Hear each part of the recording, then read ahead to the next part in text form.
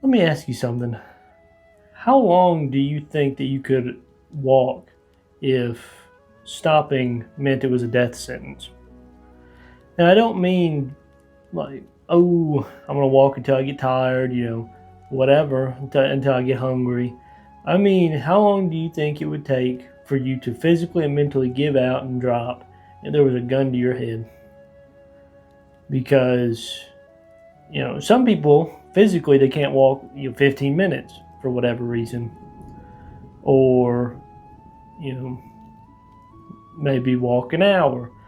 Some people, in real life, they walk or run 24-hour competition. So, at least a day, people could do it. What about 2 days? What about 3 days on minimal food? You got water. Um, through rain or shine, how long could you go? Because today I'm going to be talking about and giving a rundown and my thoughts on Stephen King, or at the time he was going by a pseudonym Richard Bachman. We're going to be talking about Stephen King's novel, The Long Walk, right here. It's a horror novel that takes something as simple and commonplace as just walking and turns it into a fight against prolonged execution. And just to point out, I'm sure you can see the location where I'm at right now. I thought, where is a place where you can be by yourself, you can, really collect your ideas, and usually, it's the shower. Shower thoughts, people say. Well, I'm not going to get in the shower for you, but thought the bathroom's a pretty good place to have, just sit and collect your thoughts. So that's what we're going to do. So what I'm going to do is I'm going to give like a rundown and kind of an explanation of like the themes and stuff of the book. So anybody that hasn't read it, if by the end of that part you want to read it, that would be where you stop. And then after that, I'm going to give some of my own thoughts with like spoilers and such. So what it is in The Long Walk, it takes place in like an Orwellian, if you read 1984, or anything by George Orwell, but an Orwellian or like dystopian America. And The Long Walk is this annual competition where 200 boys are chosen. The boys, they voluntarily participate or throw their name in the hat to join this long walk. And 100 of those 200 are participants that are, get to be part of the walk. And the other 100 are backups in case anybody drops out before the lock-in date. And what they have to do is they have to start walking. All of them, they walk together. And there's military vehicles next to them, and with soldiers with rifles pointed at them. And if you fall below 4 miles per hour for 30 seconds, I guess, then you get a warning. And for every 30 seconds, up to 2 minutes, so you get it's 30-second intervals. You get 3 warnings. So 30 seconds you get 1 warning, a minute you get a second warning, a minute and a half you get a third warning. And what happens in place of a fourth is you don't get a warning, you just get shot. You get shot and killed right there. Well, the last guy standing out of the 100, he gets, they say, unimaginable wealth and immense amount of money, more money than you could ever even think about, like how to use it. And then you also get the prize with a capital P, which is it's a wish that will be granted. I guess it's it has to be something that can actually be done, but it's a wish that gets granted by the government or whoever's in charge of this, this America in this world. And the story follows a guy named Ray Garrity. Ray Garrity. He's a 16-year-old fella.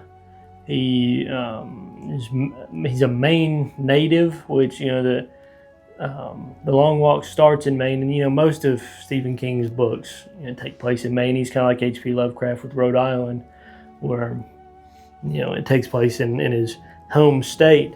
But Ray Garrity, he joins this Long Walk, and we kind of get some narrative about his father was squatted, they call it, the squads.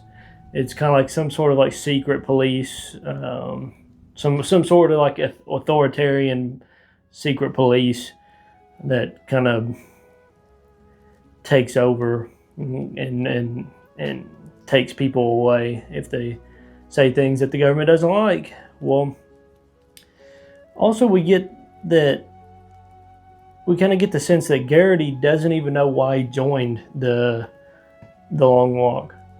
He doesn't seem to care about the money, and he doesn't really know what he would wish for the prize. So it's kind of odd that he joined, because we're not told really like why he joined, and it seems like he doesn't really know himself. Some of the themes or dialogue that you get through the story kind of tells you that maybe he joined just to punish himself for one reason or another,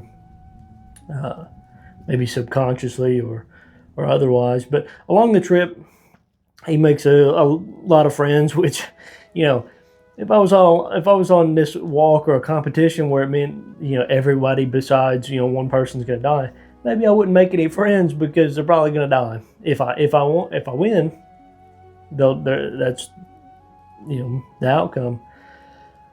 But his main buddy that he makes along this journey is Peter McVries. He's a 16-year-old fella as well. He's described as being more fit, so more ready for this long walk. And he's got this big scar across his face that is brought up a lot, and it stands out, and there's a story behind it. It tells you. I'm not going to give it away now in case you want to read the book, but they really go together through this and help each other out a lot, and they save each other quite a bit, and they have to kind of mentally deal with the fact that if I'm saving this guy, all I'm doing is prolonging my own experience, because the more people lose the competition, that means I get to, if I win, that means I don't have to walk as long. And after days of walking, through the rain, barely any food, I'd want to quit as soon as possible. But another character besides those two that's kind of worth note right now is a guy called the Major. He's he's the leader of this long walk thing, but he's kind of this authoritarian figure. He's I don't know if we're not really told much about the government in this world, but he's somewhere high ranking official in this authoritarian police state. It looks like he might be the person over the squads, maybe. But he's sort of like a famous celebrity type figure as well, the way the general public really cheer him on, and everybody's going crazy for him and stuff. And the way he kind of shows up for times of praise. He doesn't hang out with the boys for the whole walk. He kind of dips in and out quite a bit. And at some point, there's a big firework display, and it's of his face, and we're kind of told, it's kind of like the face of God. So we're gonna get some idea of the authoritarianism going on in this world. So I want to go over some of the themes of this book, and a book like this is not one dimensional. So there's a ton of themes, but I just picked out 3 that are kind of the big ones that stood out to me. That if somebody was wanting to read this book or find out more about it, this would be kind of the ones to look at. And the first one that stands out obviously is it's a story of survival, and also of adapting to the psychological and physical stress and the consequences that come along with adapting to it or not adapting. What happens if you don't adapt to this journey, to this contest, to going hundreds of miles without stopping, on barely any food, and watching all the people around you die, especially if you're in the case of you made friends. Some of these people you're close with at this point. The consequences and just adapting to this sort of thing. What sort of tolls does that bring on a person? So the next major theme, major, pun intended, is of authoritarian governments and police state. So, like I said, the major is the leader of this cruel and unusual game, and it just seems that he's held in such high regard, even though he's not a good guy. He's not shown specifically to be a bad guy, I reckon. He's not shooting anybody, but he's the guy in charge, so it's kind of hard to put a pin on him specifically. But like I said, at a certain part in the book, they've got this big firework display, and it's of his face and stuff. And Garrity, the main character, he describes him as describes that as looks like feels like the face of God looking down at you, and that's just kind of weird. So it's weird to be in a government like that. And like I said, the squads, they call them, that's what these soldiers are and whatnot. They kind of, like I said, if you read 1984, they're kind of like the guys that come in and take you away if you're participating in some sort of political dissidence, and or anybody that interferes or wants to interfere with the long walk. They get killed, disappear. It's brought up a couple times, including Garrity's father, of being taken away by the squads. So like I say, authoritarian and police state is a pretty big theme. The last big theme that I'll talk about is of how the society, and you can compare this to real life or not, but it's of how the society in this book craves the cruelty and violence that comes along with the walk. There's throughout the walk there's always a kind of a crowd, but not early into it. There's not that many people. It's mostly just people that live in the area. They come out of their house and they go, oh yeah, there's this year's walkers. But as time goes on, the distance grows further, and the likelihood of seeing one of these boys get their ticket, as it's called in the book, grows. the crowd grows enormously. Even especially towards the end, it's described as a crowd with a capital C, like as if it's some monster. It's a huge, faceless, screaming mass of people that are clawing and at these walkers and cheering for their death. And that is,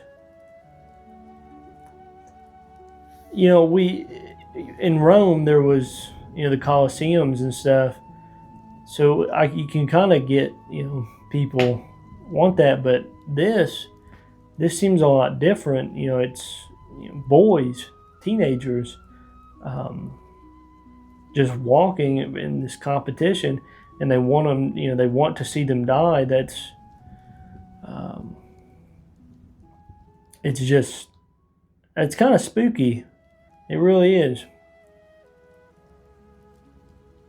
What I like about this story is that it doesn't take too long to build up, or just sit there and meander for a while.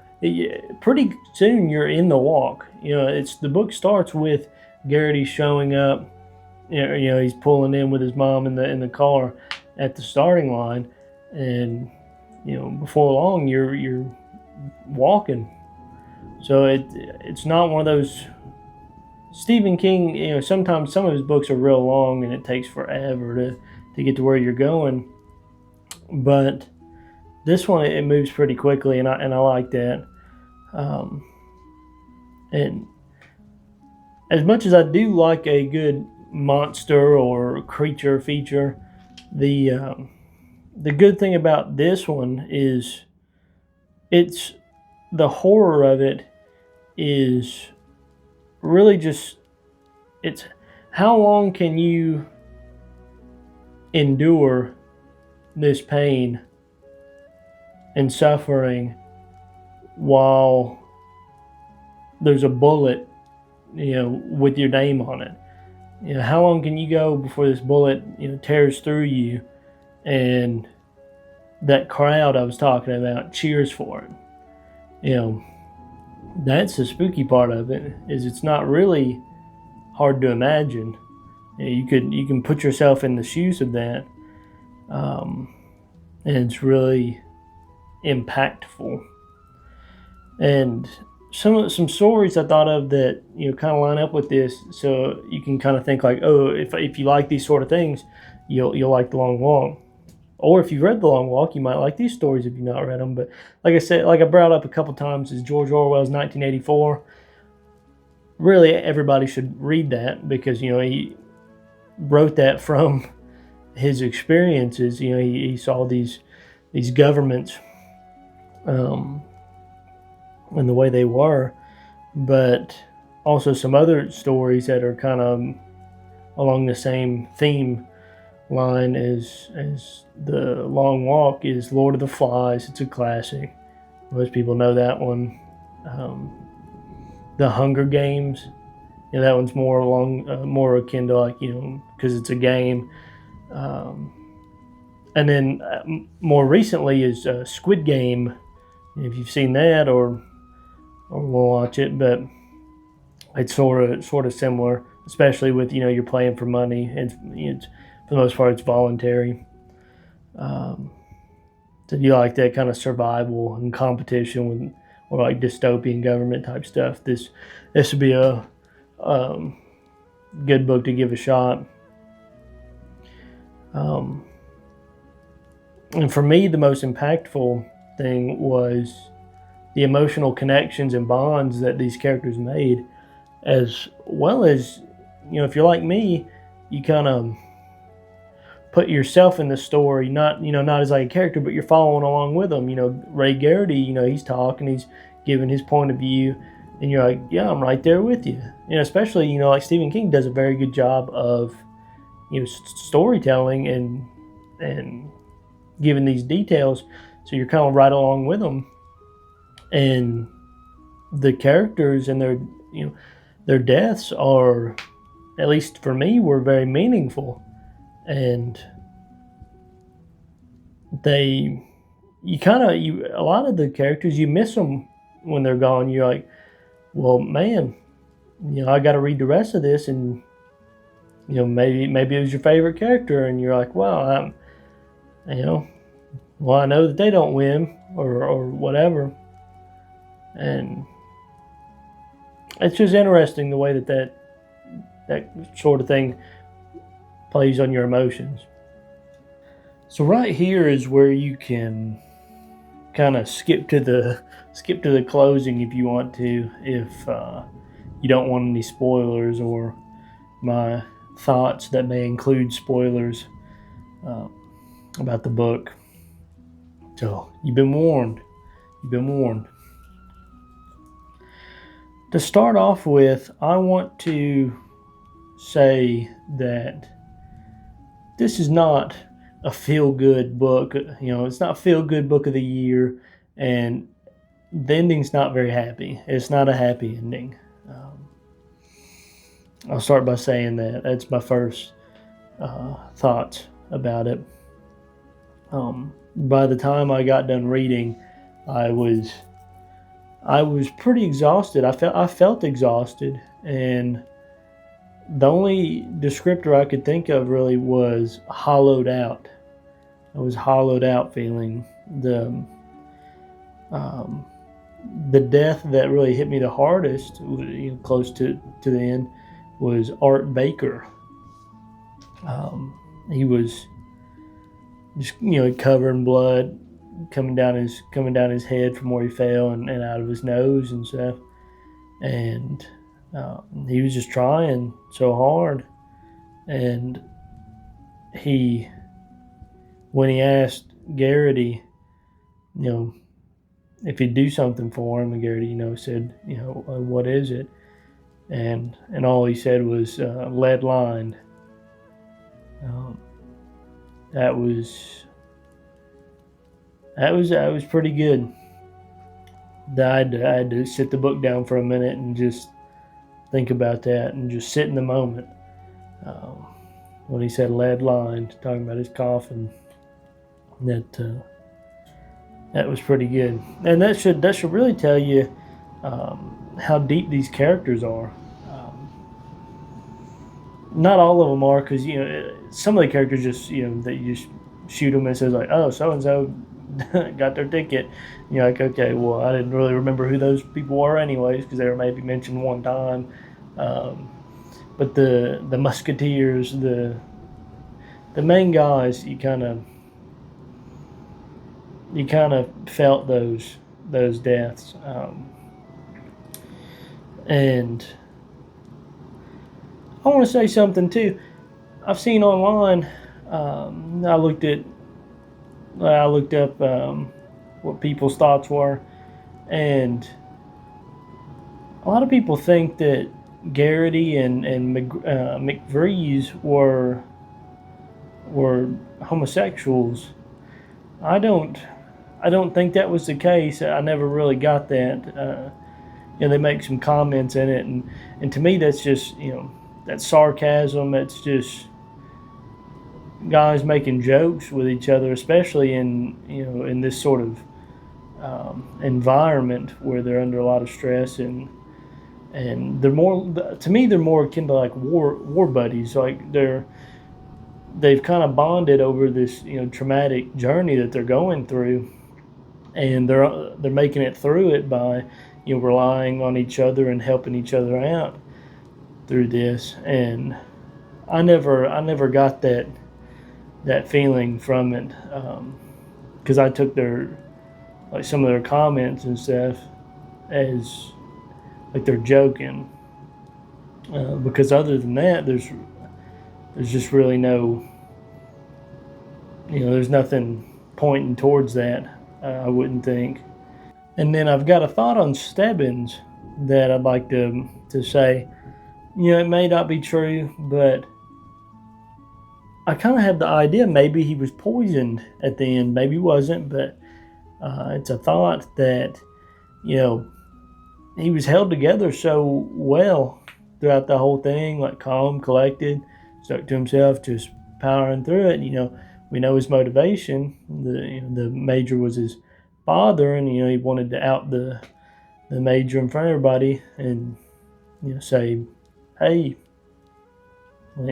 let me into my father's house." And so he was, like he says, he's the white rabbit. He was kind of put in there on purpose to keep people going. He was going to keep going. He was determined, and so other people would be going further because of him as well. And I think maybe he outlived his usefulness. They got pretty far and drew a big crowd, and then the major, didn't want him to win, obviously, because then he would be saying all that stuff in front of everybody. And maybe it's possible that they poisoned his crackers and stuff at the end, because he eats and then he throws it up, and then he quickly falls apart after that. And it's just unusual for his character to just fall apart so quickly like that.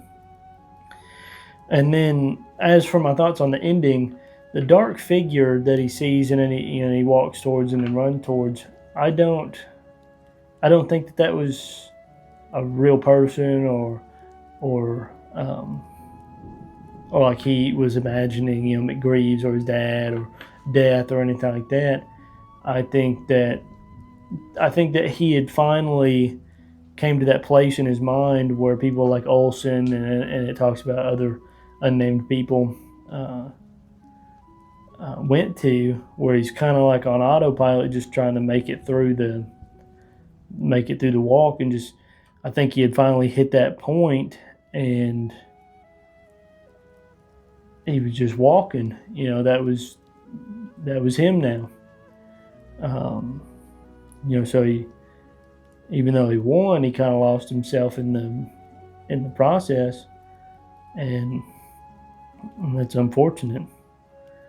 And then I thought it was kind of weird how throughout the book there's no mention of any particular prizes that any of the previous winners had ever wanted. Like they never mention any, like, oh, last winner, he wanted this prize or whatever, you know what I mean? In the movie it's a little different. They mention like a pet elephant and whatnot, but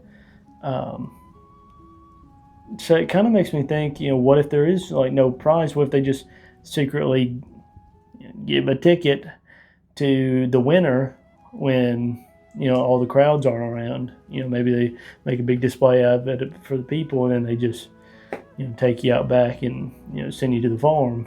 I don't know. It's kind of cool that you can speculate on some of these things, but also sometimes I like to have a little answer. I like to go, okay, yeah. Some people have, they wanted a trip to the moon, or they wanted a new pair of boots or something. Somebody got something, but this kind of leaves it open-ended, and it's neat. It gives you something to ponder on, but stuff like this, if you've got thoughts about it, or you agree with me, or if you've got your own ideas about any of this stuff that I've kind of talked about or speculated on, drop them in the comments. Let me know, because I want to know. I've not talked about this book with anybody. I don't know anybody else that's read it, so it's kind of hard to talk with anybody about it, but I'd like to know what other people have to say, what their ideas are in the book, since it is an open-ended sort of thing. And now I'll do my closing. What makes the long walk spooky or scary? What makes it a horror book is not some boogeyman. It's not Jason Voorhees. It's not some monster. It's that quite possibly this could be a reality, You can imagine yourself in this situation. It's kind of hard to imagine yourself, in a haunted house with a poltergeist or something like that. If you don't believe in ghosts and stuff, but with this could be possible. This could be real, and that's what makes us unique in that way. And if any of this about this book or any of it has appealed to you at all, I really think you should. I really recommend reading this book. I really recommend that you read it. And if you like this video, I think I'm going to call this series Bathroom Book Talks. We sit on the potty and give our thoughts about the book. And if you liked it, drop a comment, let me know. Also, drop a like and subscribe. That'll help me out quite a bit with getting my channel up and going and getting it monetized one of these days, so then I can do more. I can do more videos. So, thank you for watching.